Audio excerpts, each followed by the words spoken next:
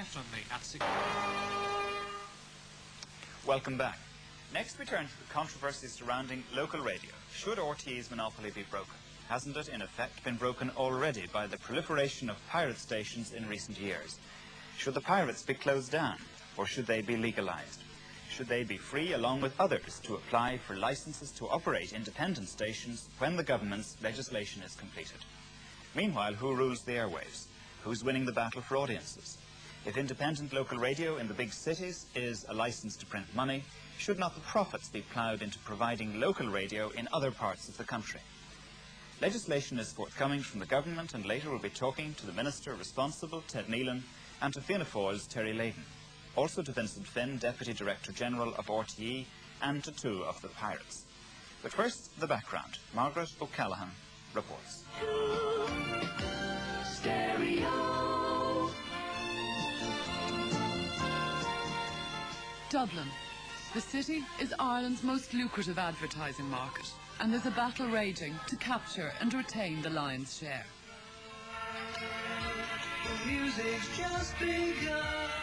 It's a battle that's seen government warnings, confiscation of transmitters, yet persistent floutings of the law by the pirates who ignore broadcasting regulations and transmit on whatever frequency suits them.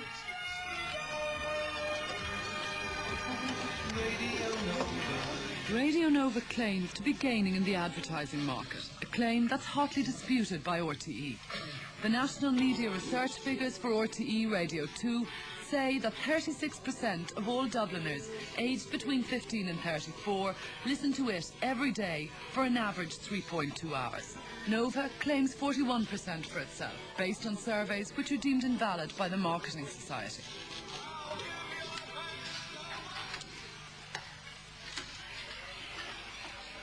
Most of Radio Nova's news output is lifted from RTE, the BBC's CFAX and ITV's Oracle.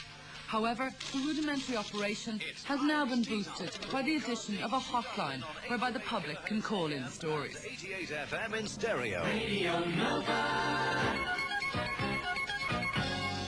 It's 11 o'clock. This is Bob Gallico. The NBU Executive Committee is to recommend rejection by its members of the Labour Corps proposal for a 9%... At Radio Nova, everybody does a bit of everything. Newscaster Bob Gallico may also be heard on other occasions promoting products and commercials. Education courses. Sybil Fennell has been examining the issue.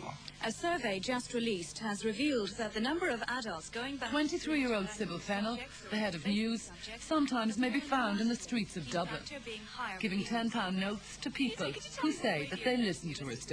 Radio Nova. Why do you listen to Radio Nova? Well, I think it's very entertaining. Well, let me tell you, you've won yourself £10 for the privilege of saying that. How do you feel about that? Critics claim that the staff at the pirate stations are being ruthlessly exploited. They are the people who are being exploited. That's why I get so angry when I listen to all this carry-on that's going on about save this and save that.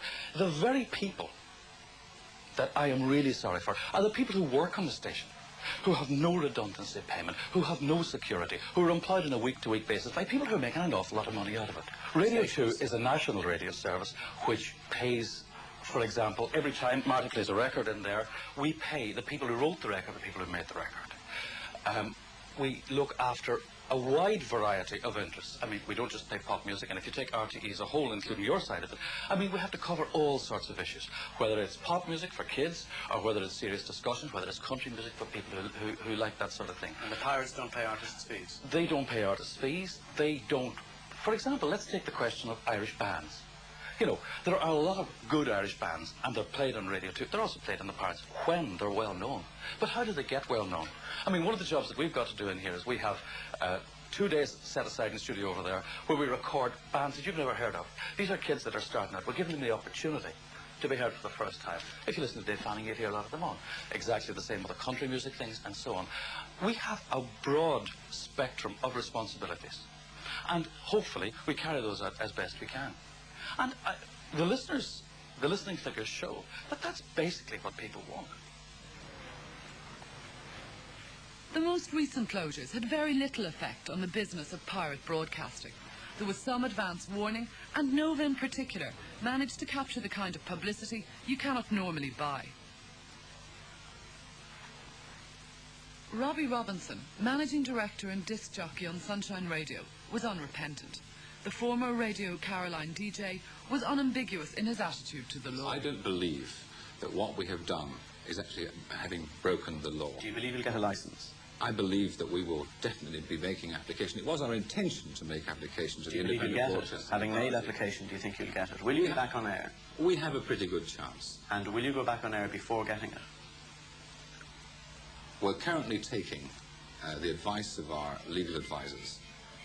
Welcome back after the break. It's 7 minutes past 1 o'clock. Charles Jankel in a former Sure Shot here in Sunshine Stereo 101. And back they came. Nova in 2 days and Sunshine in 3 weeks, although only on FM. Good afternoon and a great night. And happy birthday to you from all your friends. Radio Nova gained enormous publicity from the closure. Hundreds of young people gathered outside their Herbert Street headquarters, and all over Dublin, drivers blew their horns at the behest of solemn-voiced DJs. 2 days later, they slipped quietly back on the air, readjusted their equipment, and were back in business as though nothing had happened.